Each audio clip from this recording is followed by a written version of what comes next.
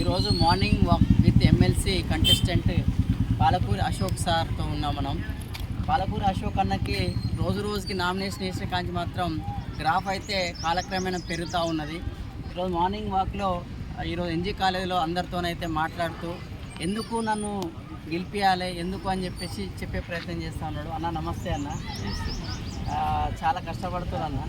పడాలి కదా మరి, నిరుద్యోగుల కోసం మాత్రం కష్టపడదు. మీరు 5 రోజులు దీక్ష చేశారన్న, 5 రోజులు దీక్ష చేశారు, కానీ దాని ఫలితం మాత్రం రాలేదు అని చెప్పేసి అభ్యర్థులందరూ చాలామంది కూడా, అంటే నిరుద్యోగులందరూ కూడా చాలామంది అయితే కొంచెం అసహనం ఉన్నది. కానీ దానికి కంటిన్యూషన్లో మళ్ళీ చేస్తూ ఉంటున్నారు. అసహనాన్ని ఇప్పుడు ఎన్నికల రూపంలో విద్యార్థులంతా తెలుపబోతాం. ఎందుకంటే ప్రభుత్వం యొక్క మెడలు ఉంచాలా. మళ్ళొకసారి కూడా అవసరం సామాన్య దీక్ష రేపు జూన్ 10 నుంచి ప్లాన్ చేసి నిరుద్యోగుల హక్కుల సాధనగా పనిచేయడం లక్ష్యం.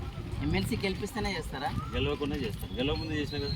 అవును, అసలు ఎన్నికల్లో చాలా మంది ఎమ్మెల్సీలని పోటీ చేయాలన్న ఆలోచన మనసులో పెట్టుకునే ఎమ్మెల్సీ పదవి కోసమే మనసులో పెట్టుకొని కావాల్సుకొని దీనికోసమే ఆమరణ దీక్ష చేసిండు, ఎన్ని నిరుద్యోగ పోరాటాలు చేసింది దీనికోసమే అని చెప్పేసి కూడా కొన్ని కామెంట్స్ వస్తున్నాయి. నేను టీఎస్పీసీ ముట్టడి చేసినప్పుడు అసలు ఎమ్మెల్సీ పదవి కాలేదు. అప్పటికైనా పనిచేస్తూనే ఉన్నాడు. అవును, రాత్రి మిస్ అయ్యింది.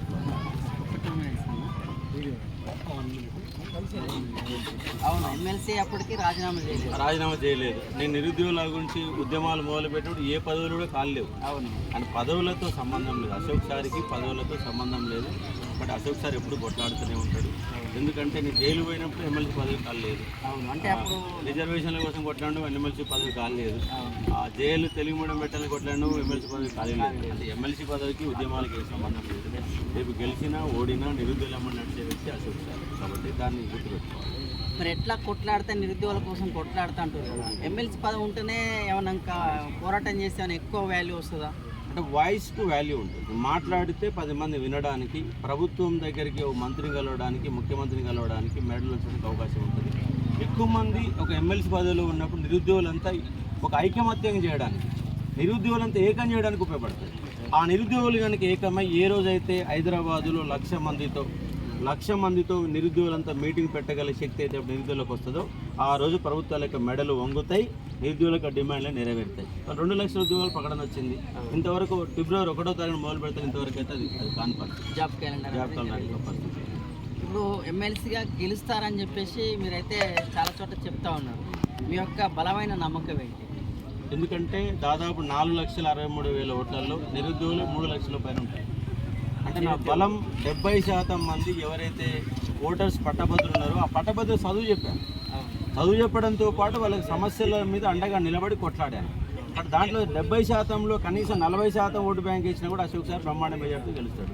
పైగా ఉద్యోగులలో కూడా 30 to 40% నా స్టూడెంట్గా ఉన్నారు.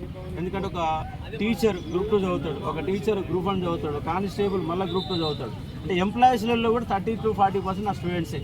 ఇంకా ఉద్యోగ సంఘాలు ఎవరైతే మిగిలిపోయారో మిగిలిపోయిన ఉద్యోగ సంఘం యొక్క నేతలను అందరినీ కూడా కలిసి వస్తున్నాను.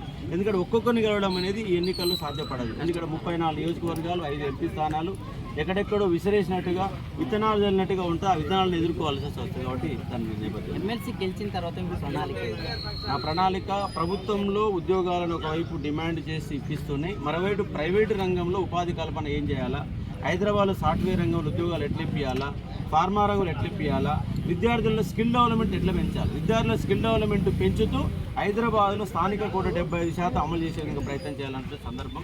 దానికోసం అశోక్ సార్ ప్రత్యేక ప్రణాళిక ఏర్పాటు చేసుకున్నాడు.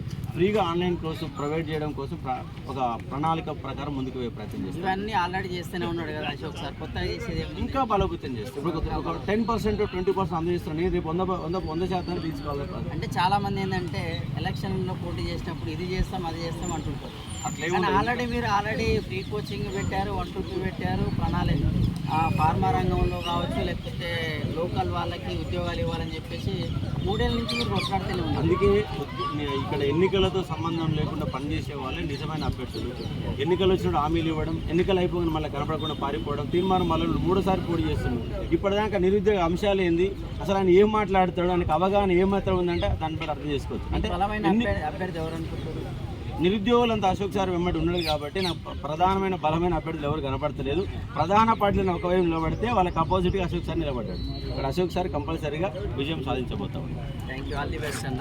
Thank you.